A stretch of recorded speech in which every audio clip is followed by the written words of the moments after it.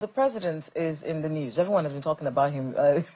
His house in Lagos has been a mecca of some sort. Everybody has been going to visit him, including people that shocked us, in many ways. But the conversation really is about his second year in office. He's gotten endorsement from his party. He's getting a lot of kickback of that endorsement from the opposition. But the Nigerian people are at the center of it all. And we're asking, how has he done? And that conversation has been going on for quite a while, where we are asking, how has he fared? How was 2 years of the Tinubu administration? Well, we're going to be looking at the economy today. And joining us for that conversation, Mr. Paul Alaje, Chief Economist and partner SPM Professionals. He joins us live here in the studio. Thank you so much. Thank you so very much for having me. It's good to have you here with us. Happy holidays. Happy holidays. Did you have a holiday? Yeah, well, maybe. We have to work. Oh, Research yes. does not stop, whether it's during the break or not. But at least the street is not as heavy as it should be, as it is usually. A lot of people have traveled, apparently. Yes. All right, so let's take a look at the Tinubu administration in the past 2 years, and we're focusing really on the economy. I know that we've had conversations in the past about his economic policies. And one conversation that I think we started off, but we didn't quite finish, was about the concept of subsidy removals and where that leads any economy. Has he been able to handle it? We've heard people say, look, it was the right thing to do. Everyone said it was going to be done. But many people said the methodology was wrong. There were supposed to be other things put in place before you do that. Talk to us a little bit from an economic person's perspective. How have the removal of subsidies impacted us as a people? And are we on the track to healthier economies, as the government keeps telling us? Yeah, thank you once again. I remember that I spoke with your colleague in an evening show in the studio, Sheon, where he asked me if subsidy is removed. And I said that subsidy should only be removed when local refineries become functional. As of the time we removed the subsidy, we were still importing. Dangote refinery was not yet functional. Apart from that refinery, I also mentioned that it would be dangerous for us to depend on Dangote refinery alone. We should have other functional refineries in Nigeria. Because if NNPC wants to compete with Dangote and they have to import, then we are back in Egypt. It's not really going to liberate the nation. And you've seen the back and forth. Price goes to 800, 900, 1,800, 900. We've been around that corridor. So, and I made my opinion, my position known, that is filled with research, that yes, if you must remove subsidy, we need to have alternative locally, so that we don't now say that because we remove subsidy, we now need to put pressure on our FX reserve, which we did for some time. But thankfully, we are seeing that local refinery is working and that this private refinery is able to serve the entire Nigeria. Well, whether we want it to work like that or not is another conversation entirely. But what has been the impact? The impact has been in different phases. First is that more revenue went to government covers. We have seen state governors had almost ×2, in some cases over 200% of what they earned before. And the expectation of classical, apart from classical, also free market system, is that such money will be invested.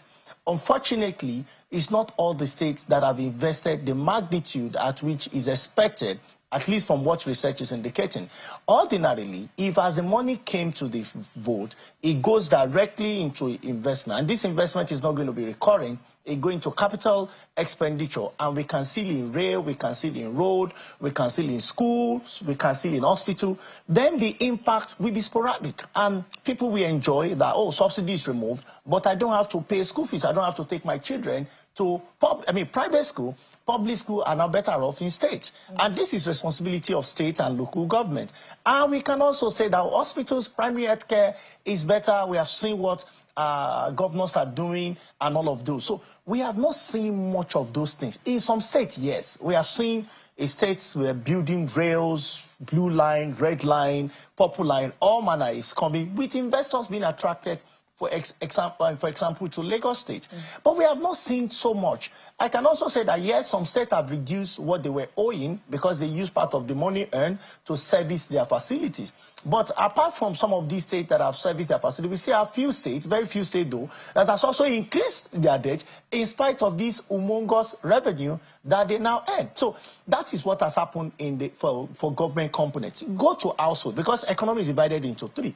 For household, we have seen untold hardship. According to World Bank, 75% of Nigeria, that is if you put 4 Nigerians together, more than 3 are now living in poverty. This is not my figure, it has nothing to do with me. It is World Bank that said so. Then we have also said those are people living in rural area, people living in urban center. They said if you put 5 people together, then more than about 2 of them are also living in abject poverty. How did they determine this number? They said it's those who are living below $2.15. Now, when you ask, what is $2.15? You multiply that to be charitable by 1,500, multiply it by 30. Then you know that everybody on minimum wage is said to be poor, because minimum wage is not even up to that amount. Is not, so the impact on industry is that cost of doing business has increased. You saw the cost of energy. When government removed subsidy, it's reflected on cost of energy. And now when IMF said Nigeria needs to also remove all subsidy, then we saw band A, band B, band C, and so on. And recently I heard that we're even going to do complete liberalization for energy. And I'm saying we have to be very careful, because you will have to pay more for finished product. Manufacturers may have to have some setback if we do this entirely. And let me say this, subsidy is not a bad thing. In America, you saw the trade war, the war of words between Donald Trump and Elon Musk. One of the things Donald Trump said is that government is going to take away some subsidy given to Elon Musk. So my question is, you mean America is giving subsidy, an economy that is supposed to be free market system that we are trying to copy? If such economy gives subsidy, there is something about subsidy that we don't know. So is this subsidy to promote production? If yes, I think Manufacturer Association of Nigeria should be the center call for government now to say that beyond giving all the monies to politicians to share in their state, how do we empower production? How do we empower manufacturing so that the expectation, the hope that government have promised can materialize in time, not at the end of the tenure? We have to be able to get all these things out there, and I want to be able to manage the time properly. You mentioned that free market. We've had this conversation. I had this conversation with Dr. Fashua, and he said, no. We're not heading towards a free market economy. There are elements of it in our economic plan, but that's not where we're heading to, which supposes, in my mind, that there will be subsidies on some things. But generally, to have a clearer picture, at least that's the mind of the president's economic team, to have a clearer picture of where we are economically, we would have to remove some of the major subsidies, which is what has happened. But you also talked about reinvesting that subsidy, and the fact that not all states are doing that. Are these growing pains, because some have reinvested, some haven't. Are we heading towards El Dorado? Because that's what he's saying. That's what the president is saying. It's difficult, yes. Don't worry. Everybody will do the right thing at some point, and we'll actually see the progress. We've seen a reduction in the price of petrol, at least in the past few days. Are we heading towards recovery? Okay, so beyond the reduction, let me first say that I am neither for socialism. I can't even be part of socialism. And I'm also not for extreme capitalism. I believe that people should have choices, but government must intervene. In fact, the father of modern macroeconomic, John Maynard Keynes, he said that in the long run, where most pure capitalists believes that is the way to go, we are all dead. So that's aspiration, that don't worry in the long run. World Bank said Nigeria is going to get better in 10 to 15 years, from the explanation. How would you say 10 to 15 years when the same institution said that 75% of the people are living below poverty line? So are you saying we should keep growing poverty? Definitely, there must be another strategy, which I believe exists, to help liberate our people from hunger, from poverty, and from deprivation. The argument really against that from the presidency's side is that when you look at the dollar, $2.15 is a lot of money in Nigeria. You can eat with $2.15 in Nigeria. So if you can, how much is $2.15? It's about 3,000 plus. Do you know that in the 60s, 100 naira is equivalent of 20 bags of rice? 100 naira today is at best buying 2 sachets water. So if you are talking about comparative analysis, we have to be holistic. I have no issue with $2.15 argument from the presidency, to some extent, is correct. But I am saying that it's important for us as a people to understand the level we are now as economy, instead of just copying pure market mechanism. Our people need some help, and we must provide that help as much as we are pursuing certain economic goals, which I think is important. And how will this happen? Most of our people that are poor, they're in rural community. From the World Bank report, local government needs to be energized, and the state government, we need to do more. The federal government must also support, so that economic liberalization can get to our people and they can get benefits of democracy. My colleague in Lagos has a few questions for you. Aya, go ahead. Well, thank you, Kayla. A good number. One of the things that you said that I would like you to expatiate on and find a way to gain some accountability and maybe impact assessment is the fact that the federal government now makes a lot more money into the federation account, and as you said, a whole load of states, all the states, some of them are getting as much as 200%, you say. But you also say that the impact is not really being seen nor felt by the people. So where do we go from here? On the one hand, of course, every time we're talking about the federal government, but with the same way we are marking the 2 years of the president is the same way we are marking the 2 years, the second year of several other state governments in Nigeria. So where do we go from here? Who should be calling them to account? Well, I think that we need to review our constitution. The reason is because, on one hand, the economy, we say that is the federal government that has responsibility, not knowing that we have subnational that play critical economic roles too. So if government has made policy, in this case federal government, one, subsidy removal, secondly, flotation of currency that have taken the naira from about 600, 700 to about 1,500, 1,600.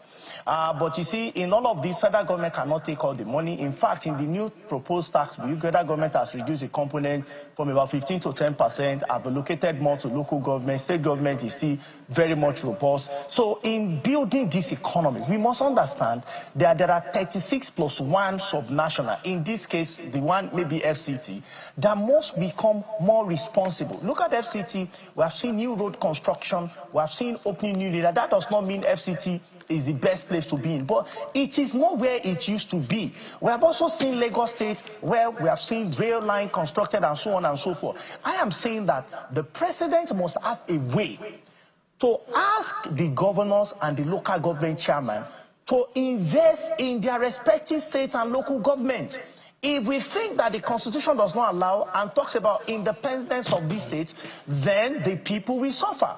At the end of the day, when World Bank gave report about 75% of the people living in abject poverty in rural area in Nigeria, it does not matter whether they are in rural area or in urban center. That is why we must have that robust economic conversation where all of us must agree that this is the pattern of investment that will liberate us. And I have said this time and again, one of the ways we can do that is to have a legislation that backs national economic development program. And that legislation means this federal government legislature has backed it, and all the state government, or majority of the state government, will back it. What does that mean? If you are coming from ABC political party, of QYZ political party, you can do other things. But we are saying that this critical infrastructure that will bring correct growth economy to the people must, as a matter of fact, be implemented. If not, the states legislature or federal legislature, we have the right either to remove their governors or their local government chairman or the president, whatever the case may be. That's for federal, whatever the case may be. But where we don't have this, the government will say that I have tried, either the legislature is not cooperating. During President Jonathan, it was some governors that we saw, Dr. Ngozi Iweala mentioned in the media that some of the monies they have in the reserve, they were told that they don't necessarily need to save, and that dominated the media space. So we must agree.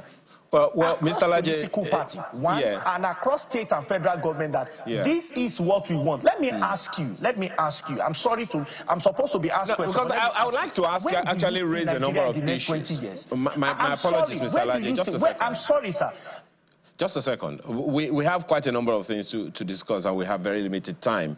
You will speak to that same question, to that same issue, and perhaps even answer your own question with this one. One of the things that the federal government was also able to champion was the ruling of the Supreme Court for local government financial and administrative autonomy. Just to be clear, now the Constitution is supposed to be obeyed or to be executed as is, not just in breach. But at the end of the day, the conversation is still, it's more than a year now, or about a year now, that the Supreme Court ruling came out, and still, even till now, we are still hearing, we're trying to put mechanisms in place, and we're hearing all kinds of things that some state governments don't want their local governments to be autonomous and all of those things. What's the impact of that for you on the economy? And to the question you raised about 20 years from now, will we still be talking about or struggling with local government autonomy in another 20 years? Well, we might be talking about struggling with local government autonomy because 20 years ago, we were doing it, and 20 years to come, we may do it if nothing changes. We might still have to discuss poverty, hunger, deprivation with high unemployment in the next 20 years, because 20 years ago, we had it as concerns. 20 years to come, we might still have it if we do nothing. When I say nothing, it does not mean government at all level will not do anything. It means is that what they are doing, will it be significant enough? We do target hunger enough? We do target unemployment enough? We will target inflation enough? We will use policies and implementation of the same to deal with some of the major economic concerns that we have. And I ask you, in 20 years' time, will we get there? It will be if we're able to solve some of critical problems rather than just playing politics with most of them. For instance, issue of electricity. Can we make it ubiquitous in most places where production is taking place in Nigeria? If we don't, there is no need for me to forecast what will happen in the future. We know that poverty may still reign supreme. If we don't have electricity, there is direct relationship between wealth creation, poverty reduction, and energy provision. China proved it, South Korea proved it, Japan proved it. Most of the country, whether high-end country or middle-income country, have proven it. The question is, what must we do to make it happen? And I go again to the issue of constitution, because this is the grand norm of our federation. We must certainly look at it, and the president and also those the governors and all of it, we must agree. If we want this republic to work, and we want the economy of this republic to be great, we must remove the hands that is keeping it down, whosoever it is, whatsoever it may be, to make us function as a republic and make our country a great nation. And I ask you, what we should be doing first is, now that local government has not really functioned the way they should, and the allocation that the Supreme Court has given is not, why are we not implementing? What must we do? There are laws, provision, that states clearly what must be done. I'm happy. Is it possible? Are you trying to tell us that we're not operating an actual federation here? We are not. Because we heard that argument from Mr. Bakoba not too long ago. So you're saying, even, apart from the politics of it, even economically, the fact that the power is too centralized means that we cannot really function as a federation and get the economic benefits of a proper federation. Well, I wrote an article many years back on the Nigeria Federation, federal system with begging border leaks. You are not a federation when your state governor will come to the center. It should be the reverse. The state governor should actually feed the center, while the real economic zone should happen at the state and local government levels. That is when not everybody will want to be the president. What we should all be aspiring to be is local government chairmen and governors, because those are the economic zone. How do we turn this around? Mr. Bakoba said a constitutional review. What have I been mentioning? Constitution. I never listened to his interview. We need to change the constitution. See, I want a place where when I want to go to Sokoto, I know that in Sokoto we have abundance of sunlight, and I can use that to start a business around solar. I want a place when I go to Nnewi where I know that I can have manufacturing plants. In Lagos, I know there are seaports. We need to look at our environment and create businesses with consciousness of reducing poverty, unemployment, and exporting to the rest of the world. These are things I think we need to do. Unfortunately, the next 2 years, we have just 1 minute. Okay. The next 2 years. Well, the next 2 years. What direction should should President Bola Ahmed Tinubu be going in the next 2 years? Continue on this course or change? Well, I think that we need to have a review after these 2 years. What has worked, what has not worked. A few things have worked, a few things have not worked. And because there is no time. So I would have loved to talk on both sides. I don't want to be sensitive. People say, you're only talking on one side, talk on the other side. So a few things have worked, a few things have not worked. One of the things we need to look at is how do we tame inflation completely? Because that is hurting our people. Okay. And if you don't tame inflation, I'm sorry, no matter what we do, people will still feel the impact. Secondly, President Tinubu should start laying foundation for electricity. When he became the president, I told him. When President Buhari was in office for 8 years, I told one of your former colleagues that this president will only become successful if he has one-point agenda: power, electricity, and link it to manufacturing. I'm telling President Tinubu the same thing. You want to reign, you want your name to be in the sound of time. Fix power, fix electricity, and I tell you, we will continue to remember you as one of the greatest presidents ever. Not because you are very good with politics, but because you are giving us energy, electricity, and do everything. You have the wherewithal, you have the body to do it. Please get it done and let power be available, especially for manufacturing zone. Then you'll be a great man. Alaje, PhD, Chief Economist and Partner, SPM Professionals. Thank you so much for your insights this morning. Thank you so much for having me.